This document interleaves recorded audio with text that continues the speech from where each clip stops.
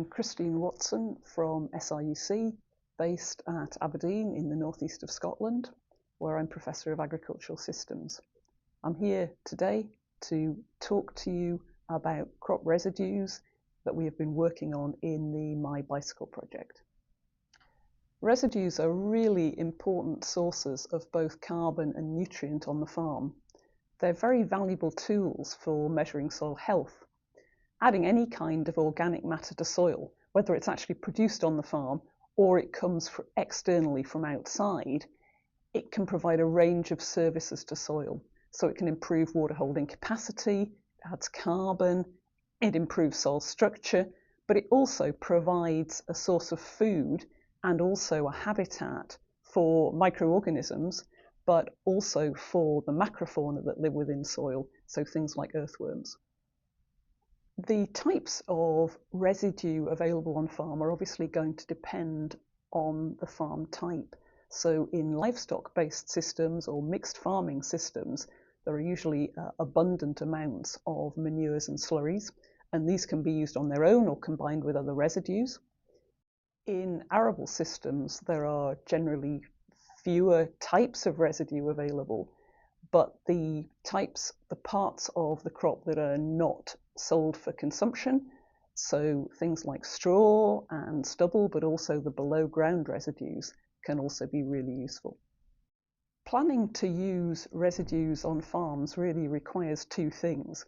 One is understanding the quality of the residue, particularly the carbon to nitrogen ratio, and secondly, thinking about what is it you want to use the residue for. So for a residue that has a low carbon to nitrogen ratio, then the nitrogen is more readily available to the growing crop. A residue that has a high carbon to nitrogen ratio is often a more woody material, so perhaps something like sawdust or straw, and the nitrogen becomes available more slowly. One of the other really important things about all the residues is that they contain both macronutrients and micronutrients, which have a value for crop nutrition. The simplest option for using residues on farm is to use them in the field, and there are two ways that can be done. One would be to have grazing livestock, so for example, sheep grazing a cover crop, as has happened in the French work in the MiBicycle project, or the residues could be incorporated in the field to provide nutrients to the following crop. Residues can also be used as a feed source or for bedding for livestock. Depending on the facilities that you have on the farm, then the residues can be composted or they can be digested prior to returning those residues to the field.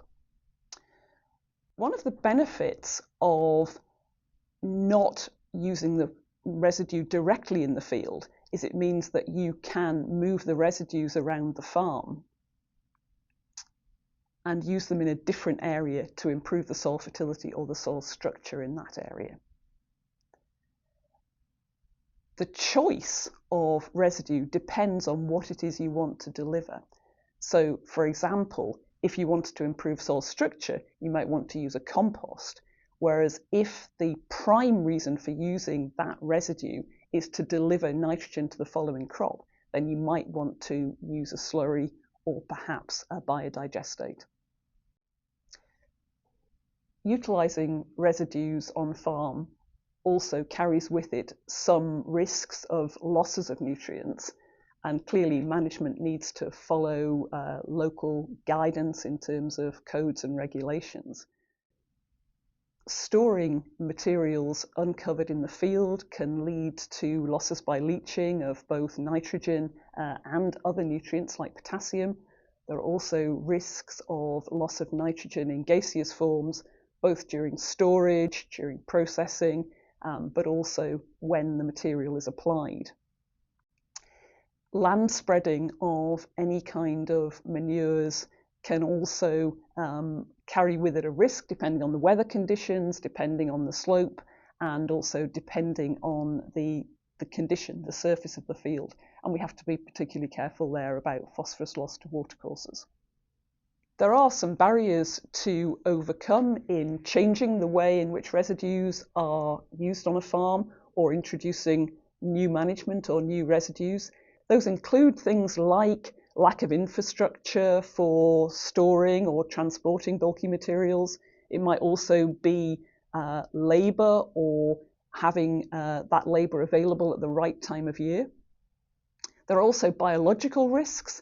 So, for example, if manure is being composted and it doesn't reach a high enough temperature, then that runs the risk of not killing weed seeds and spreading a weed burden. I think one of the things we need to think about is the fact that the opportunities for using residues are a long-term investment.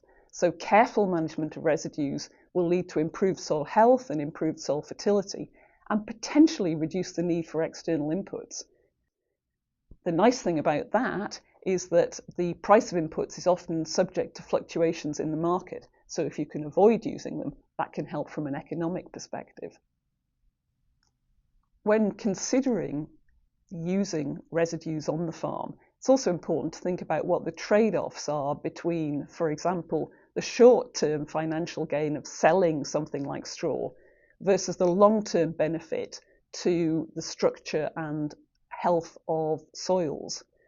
Within the MiBicycle project, you'll find there's another video about a serious game, which starts to look at some of the economics and trade-offs from the perspective of farmers, but also from the perspective of other people within the supply chain. So, for example, people who are dealing with composts and digestates.